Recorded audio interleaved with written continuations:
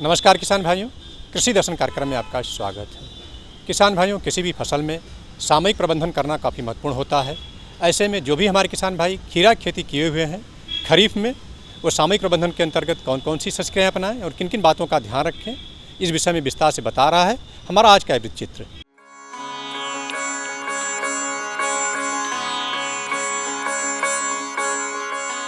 कद्दू वर्गीय सब्जियों में खीरा की खेती को लाभ की दृष्टि से काफ़ी अच्छा माना जाता है। व्यावसायिक स्तर पर खीरा की खेती दोनों मौसमों गर्मी व बरसात में की जाती है। वर्षा ऋतु की फसल लेने के लिए बीजों की बुआई जून व जुलाई माह में कर दी जाती है। अधिक से अधिक उत्पादन प्राप्त करने के लिए खीरा की खेती के दौरान विभिन्न सस्य क्रियाओं के साथ फसल प्रबंधन पर विशेष ध्यान देने की ज़रूरत होती है।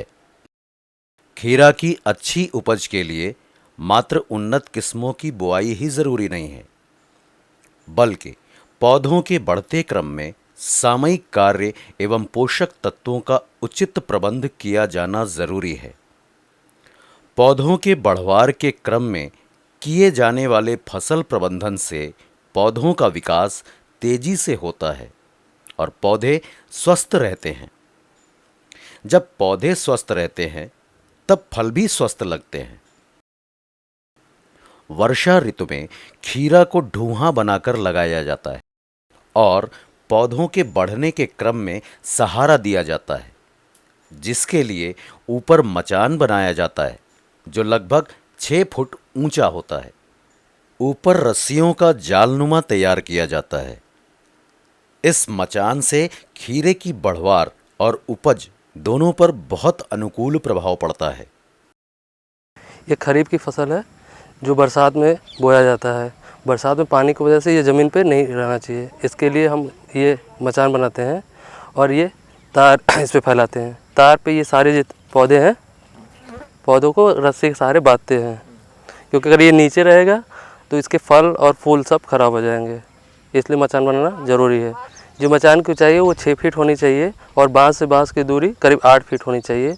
और ये जो तार है इतना अधिक होना चाहिए कि हर पौधा उस पर बांधा जा सके, क्योंकि अगर दूर दूर होगा तो सारे पौधे नीचे गिर जाएंगे।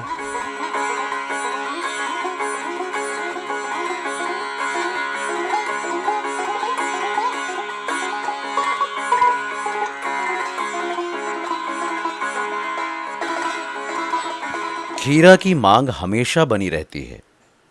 इस समय खीरा फसल खेतों में बढ़वार पर है, साथ ही उसमें फूल व फल लगने लगे हैं।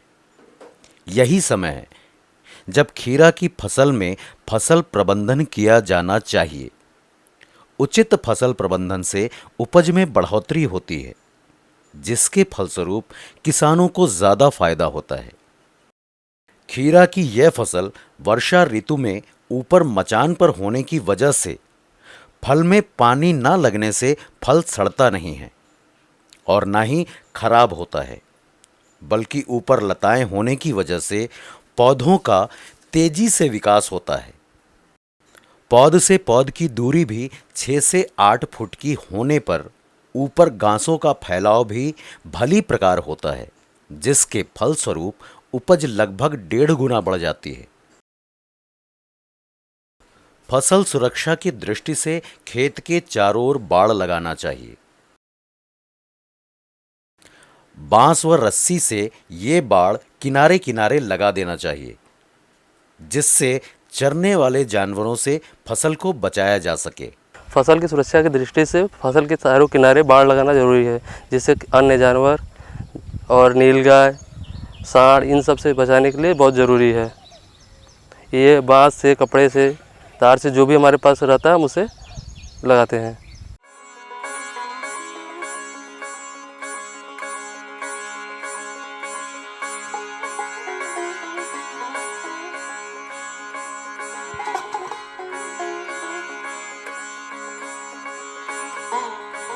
खीरा की फसल में बढ़ती हुई हर एक लताओं को ऊपर बांधना भी एक महत्वपूर्ण सामयिक कार्य है, जिसे समय समय पर करते रहना चाहिए। नहीं तो लताएं उलझकर फैलाव नहीं ले पाएंगी, और जब लतर फैलाव नहीं लेंगे तब उनमें फल भी अच्छे नहीं लगेंगे। फल स्वस्थ व बड़े ना होने पर दाम भी अच्छा नहीं मिलेगा। खीरा की फसल में इस समय खरपतवार का नियंत्रण करना बेहद जरूरी है। खरपतवार हमेशा पौधों को नुकसान पहुंचाते हैं। इनकी वजह से पौधों की अच्छी बढ़वार नहीं हो पाती है। ये घास फूस खरपतवार पोषक तत्वों को खींच लेते हैं, फलस्वरूप पौधे कमजोर हो जाते हैं। खरपतवार नियंत्रण के लिए निराई गुड़ाई करना आवश्यक है। इसलिए खीरा की खेती में बराबर निराई करते रहना चाहिए। निराई से खरपतवार कम हो जाते हैं, जिससे फसल अच्छी रहती है। खीरे में अगर घास अधिक लगेगा, खरपतवार रहेगा, तो उससे कीड़े मकोड़े उस पर हावी हो जाएंगे और उसका जितना पोषक तत्व है वो सब खरपतवार ले लेंगे। इसलिए हमको निकाई करना बहुत ज़रूरी है। हमको हर 20-25 दिन पर खेत की सफाई करना चाहिए, नहीं तो उससे खरपतवार से उसका पोषक तत्व उसको नहीं मिला। जब हम उसका खरपतवार निकाल देंगे तो उसका पोषक तत्व उसको बराबर मिलता रहेगा। और ये लतर वाला पौधा होता है इसका झाड़ चढ़ाने के लिए मचान बनाना बहुत ज़रूरी होता है। अगर ये ज़मीन पर रहेगा तो इसका फूल और बतिया जो है सब बरसात की वजह से मर जाएगा। खीरा की फसल में गुड़ाई शुरुआत में ही बोआई के लगभग 20 दिनों के बाद उर्वरक की एक मात्रा देकर कर दी जाती है। गुड़ाई के समय जड़ों पर मिट्टी भी चढ़ा दी जाती है। खीरा की फसल में अच्छी फलत के लिए जरूरी है उचित पोषण प्रबंधन। खाद उर्वरकों एवं पोषक तत्वों का प्रयोग बढ़वार के क्रम में समय समय पर करते रहना चाहिए। सही पोषण प्रबंधन से पौधे स्वस्थ होंगे और उनमें फल अच्छी मात्रा में लगेंगे।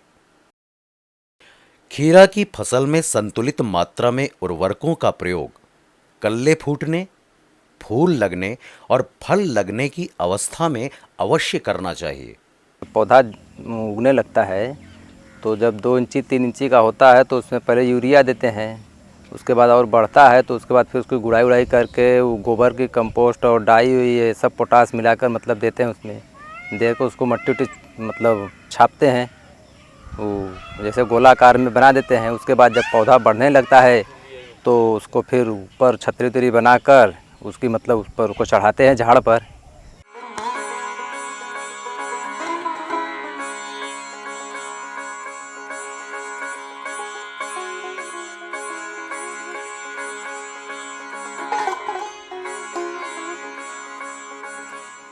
खीरा की फसल में मौसम को देखते हुए सिंचाई करते रहना चाहिए।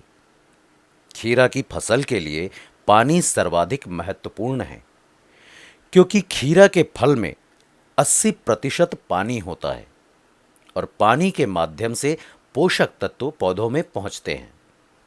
इसलिए खीरा के खेत में पानी की कमी नहीं होनी चाहिए। चूंकि बरसात की फसल होने के कारण इस समय खेत में पर्याप्त नमी बनी रहती है, इसलिए अतिरिक्त सिंचाई की आवश्यकता नहीं पड़ती है। हाँ, जब वर्षा ना हो रही हो तब सिंचाई करना जरूरी हो जाता है। खीरा की फसल के लिए शुरू से लेकर फल लगने तक खेत में नमी बनाए रखना आवश्यक है, क्योंकि नमी के कमी के कारण खीरा का स्वाद कड़वा हो जाता है। किसी भी फसल के लिए फसल सुरक्षा कार्य महत्वपूर्ण कार्य होता है। फसल को रोग व कीटों से बचाना आवश्यक होता है।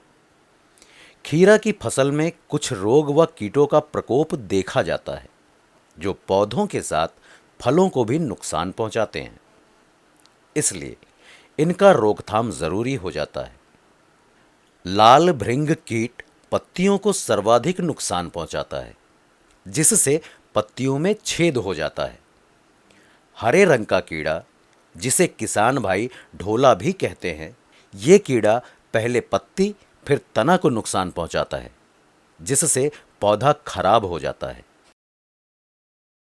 जब पौधा मतलब जैसे जैसे बड़ा होता है तो उसको मतलब जब कीटाणु लगते हैं उसमें, जब उसको फुनगी जो उसमें ढोला लग जाता है, फल को मतलब नुकसान पहुंचाते हैं, उसमें छेदा कर देते हैं, फुनगी को खाते हैं, मतलब जिससे पौधा विकास नहीं कर पाता है। और उसमें जो झुलसा उलसा का रोग लगता है, जिससे पत्ती पीला हो जा रहा है उसमें, ये तो यही सब इसीलिए हम लोग मतलब छिड़काव करते हैं अपना 10 दिन 15 दिन, मतलब जैसा मतलब पौधे के ऊपर देखते हैं कि हाँ कब कितने मतलब ज़रूरत उसकी है, उस हिसाब से छिड़काव अपना करते हैं। कीटों की रोकथाम के लिए दवा इमिडाक्लोप्रिड की 2 मिलीलीटर मात्रा प्रति लीटर पानी में मिलाकर छिड़काव करना चाहिए। दवा के छिड़काव के 10 से 15 दिन बाद ही फलों की तुड़ाई कर लेनी चाहिए।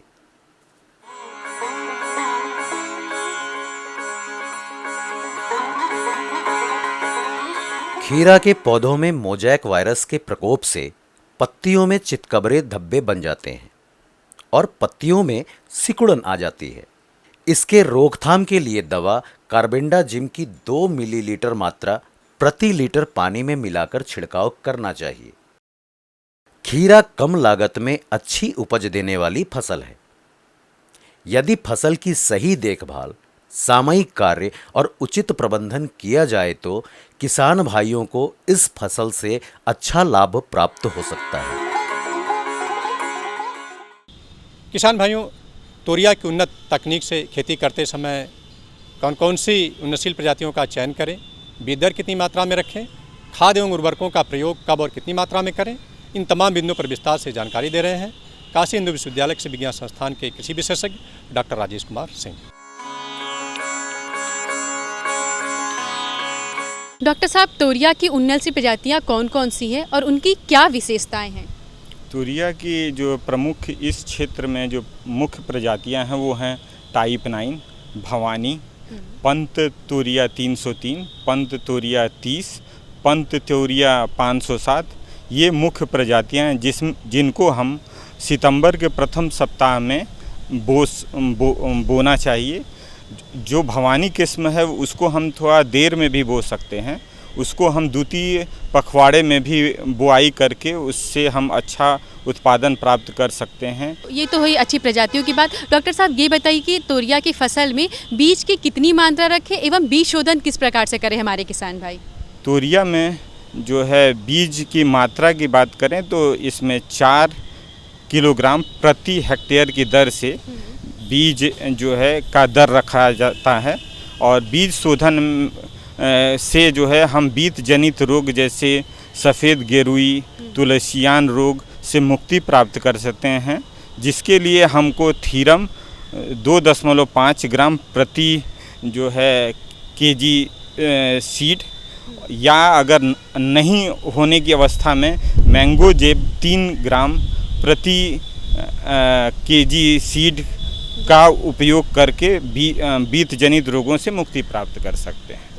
डॉक्टर साहब, ये बताइए कि तोरिया की फसल में खाद एवं उर्वरक की कितनी मात्रा का प्रयोग करें हमारे किसान भाई?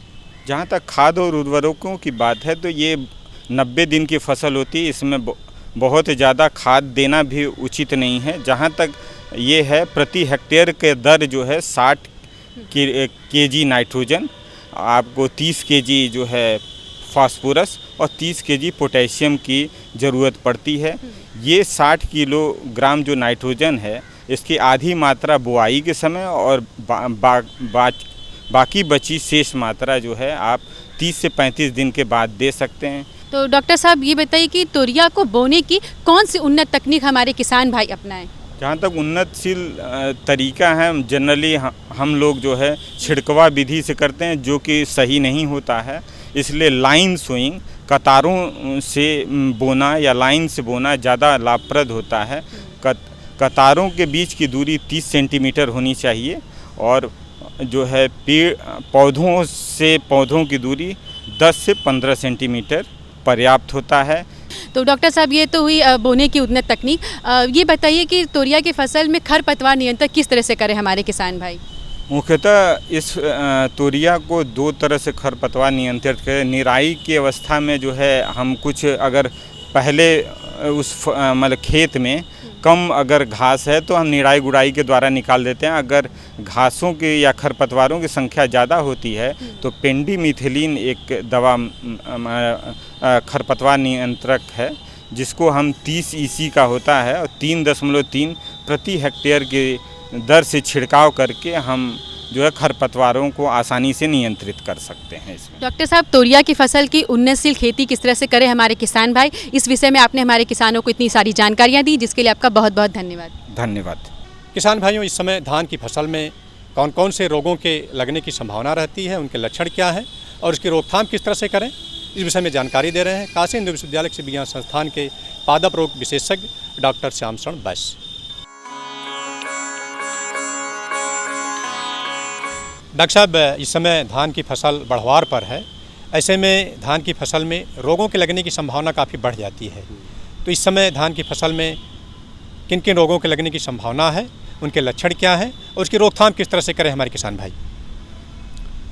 धान में इस समय सबसे अधिक संभावना शीत ब्लाइट, आवरण झुलसा की है। दूसरा जो बीमारी आने की संभावना है वो ब्राउन स्पॉट, जिसको भूरी चित्ती कहते हैं।